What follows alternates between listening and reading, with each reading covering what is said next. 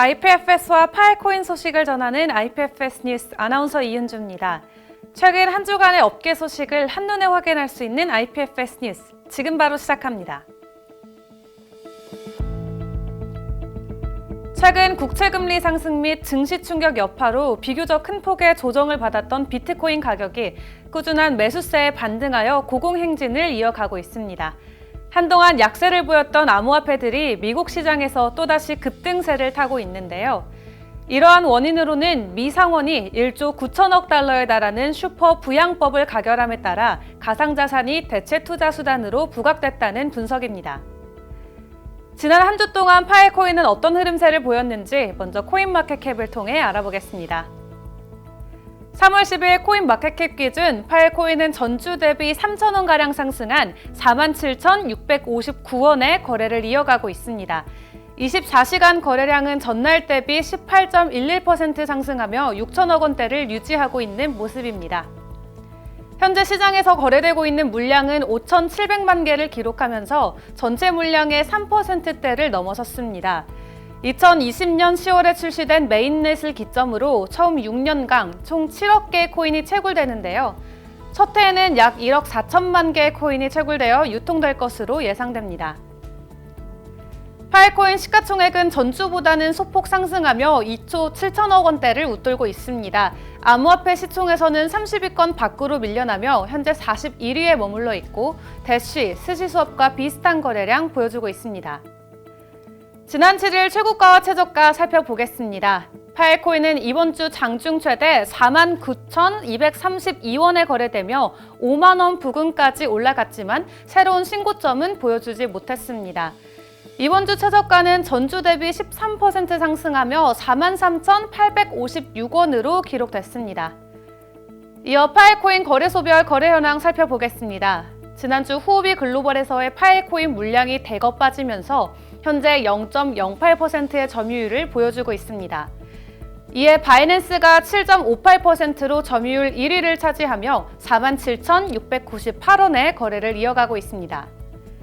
국내 거래소 업비트 BTC 마켓에서도 글로벌 거래소와 비슷한 47,582원에 거래되며 지난주보다는 높은 거래량 보여주고 있습니다. 최근 국내 유명 암호화폐 유튜버들의 파일코인 언급이 많아지고 있습니다. 웹 3.0 IPFS 기술을 사용하는 탈중앙 분산형 클라우드 암호화폐인 파일코인이 유망하다며 파일코인을 소개했고요. 이에 국내 투자자들의 파일코인 관심도가 높아지고 있는 것으로 보여집니다. 이어서 마이닝 현황 살펴보겠습니다. 현재 파일코인 네트워크에는 1,500팀 이상의 마이너가 참여 중에 있습니다. 커뮤니티가 확장되어 가며 어느새 네트워크 스토리지 파워는 3엑비바이트를 돌파했는데요. 이는 메인넷 출시 후 4개월 만에 이뤄낸 쾌거입니다. 이어 채굴량 살펴보겠습니다. 지난 24시간 동안 채굴된 파일코인은 33만 3,068개이며 그에 따른 블록 리워드는 23.83개입니다. 현재 블록 높이는 56만 7,830을 기록 중에 있습니다. 전주와 비슷하게 F01248과 F01770이 스토리지 용량을 각각 75.28페비바이트, 72.63페비바이트 확보하며 꾸준히 스토리지 파워 올리고 있는 모습입니다.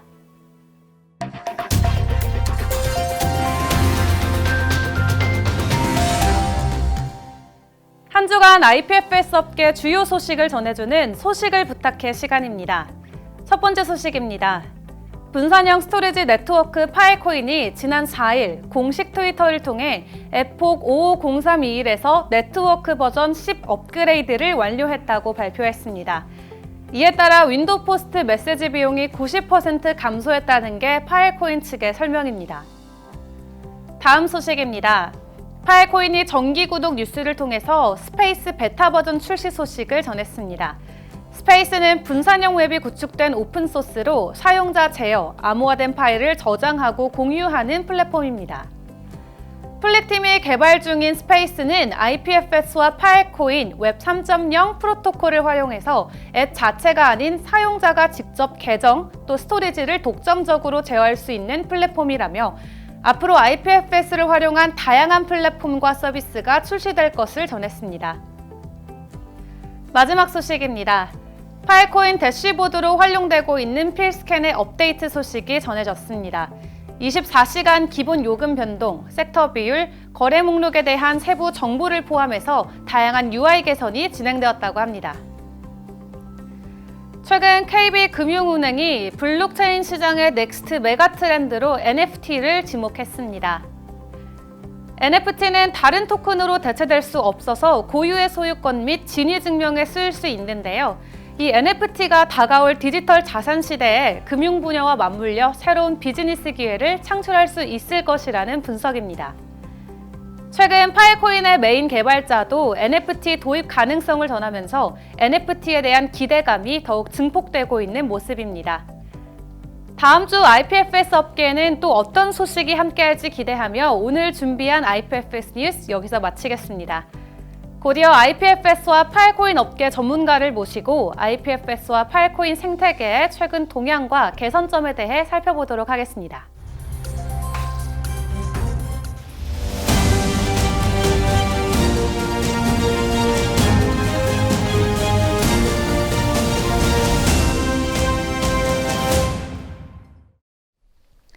네, 오늘은 글로벌 경제 정보 분석가이자 주 파이코인 코리아의 대표이사이신 김훈 대표님 모시고 IPFS와 파이코인 생태계 최근 동향과 개선점에 대한 의견 들어보는 시간 갖도록 하겠습니다. 안녕하세요, 대표님. 안녕하십니까? 네, 지난번 인터뷰에서 김훈 대표님께서 로터스 1.5.0 버전이 업데이트된 후 FIP 0010 제안이 활성화되면 파이코인 플러스가 적용되는 데이터 시장이 열릴 것이라고 말씀해 주셨는데요. 현재 파이코인 네트워크의 상황은 어떤가요?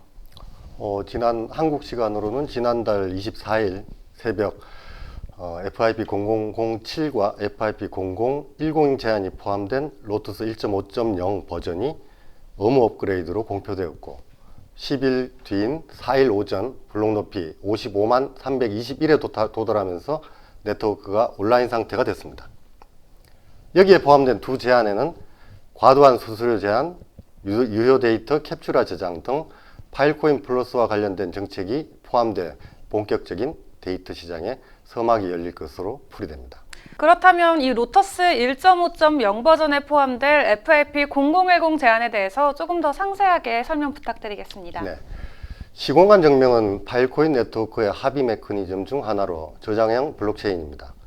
따라서 파일코인 네트워크는 마이너가 30분마다 윈 포스트를 제출해야 합니다. 하지만 마이너 수가 증가함에 따라 파일코인 네트워크에는 점점 더 많은 메시지가 전송되고 네트워크의 혼잡은 더욱 심각해졌습니다.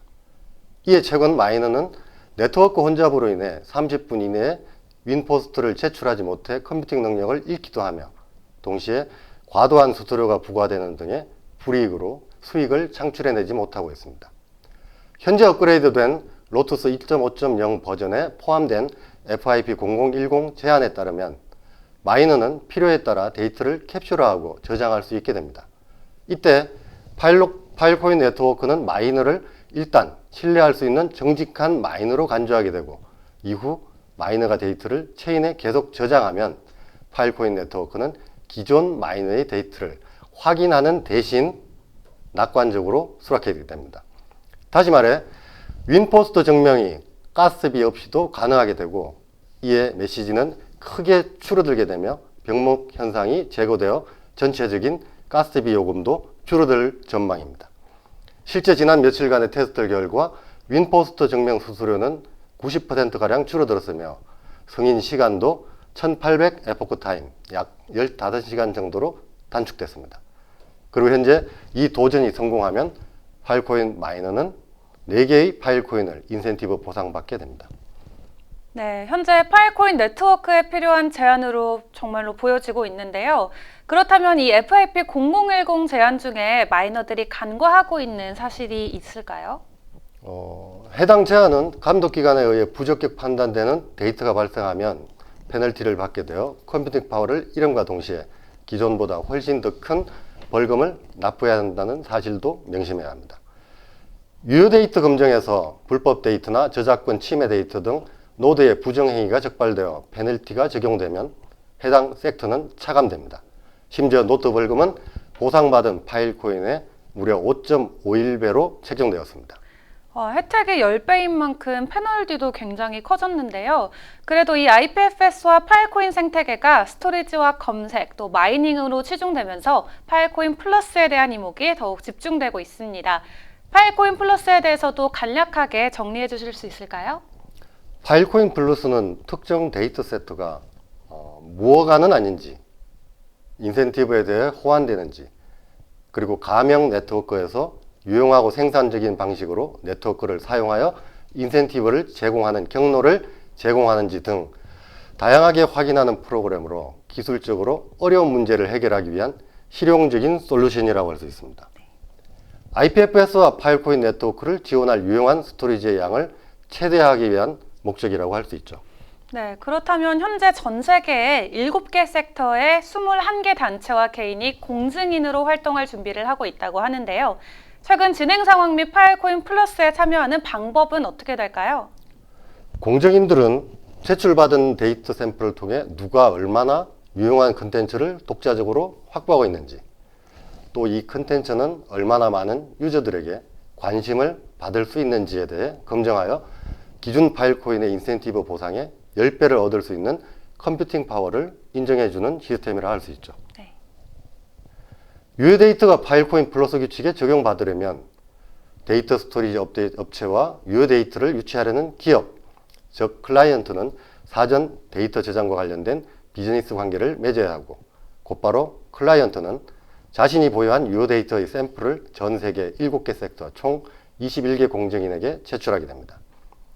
이후 해당 프로젝트에 대해 검증이 완료된 공정인은 자신에게 할당된 데이터 캡을 클라이언트에게 제공하게 되고, 이에 대해 클라이언트는 데이터 스토리지 업체에게 저장 데이터를 주문합니다. 유효 데이터가 담긴 리얼 데이터 섹터가 봉인되면 비로소 파일코인 플러스 스토리지 마이닝이 시작되는 겁니다. 네, 그렇다면 여전히 공증인에게 할당되는 이 데이터 캡량이 워낙에 적기 때문에 파일코인 플러스가 적용되는 규모가 매우 적을 것이라는 우려가 따르고 있는데요. 이에 대한 대책은 어떻게 될까요? 데이터 캡 요청에는 두 가지 방법이 있습니다. 개인이나 업체 모두 8GB에 달하는 소규모 데이터 캡 요청이 있고요. 이 양이 워낙 적기 때문에 일부 중대형 데이터 업체의 경우 대규모 데이터 캡 요청 방법이 있습니다. 저희 IPFS 연구소도 대규모 데이터 캡을 요청하기 위한 다양한 방법을 연구 및 시도하고 있습니다. 네, 그렇다면 이 IPFS와 파일코인에 관심이 고조되면서 다양한 소식이 따르고 있는데요. 최근 미국 소재 암호화폐 투자 펀드죠. 그레이스케일 인베스트먼트가 6번째 새로운 신탁 상품으로 파일코인 신탁을 제출했습니다. 해당 발표를 두고 대표님께서는 어떻게 생각하시나요? 그레이스케일은 세계적으로 유명한 투자기관으로 하나 약 10조 원 이상의 가상화폐 자산을 보유하고 있으며, 네. 그레이스케일 비트코인 투자 신탁을 포함한 5개의 암호화폐 신탁을 운영하고 있습니다. 그레이스케일과 같은 대규모 투자기관이 파일코인을 배포하기 위한 주도적 역할을 할 것임을 의미하며, 이로써 기타 중소 투자기관과 대규모 투자자, 소규모 및 중간 투자자와 개인 투자자가 뒤따름으로써 파일코인의 미래 성장에 대한 기대치가 한층 높아졌다는 사실을 알 수 있습니다. 네, 그렇다면 이 그레이스케일의 파일코인 신탁이 과연 파일코인의 인기와 시세 상승에 영향을 줄 수 있을 거라고 생각하시는 걸까요? 대형 기관이 파일코인 시장에 진입하는 것은 생태계 확장에 따른 지속적인 과정으로 파일코인의 안정적인 시장 적응에는 크게 도움이 됩니다. 하지만 반드시 단기간 파일코인의 상승세에 많은 영향을 미치지는 않을 것으로 보입니다. 그레이스케일 외에도 대형 기관의 진입이 연이어짐에 따라 파일코인을 확보하는데 6개월에서 1년 정도가 소요될 것으로 예측되기 때문입니다. 결국 파일코인의 생태 구조 레이아웃의 요구로 인해 파일코인 통화 가격은 단기적으로 계속 변동할 것으로 예측할 수 있으며, 파일코인은 단기 수익보다는 중장기 수익을 보장하기에 적합한 제품이라는 사실을 명심하고, 단기 거래보다는 장기 확보 전략을 펼치는 것이 고수익을 기대할 수 있을 것으로 보입니다. 네, 단기보다는 장기라고 말씀해 주셨습니다.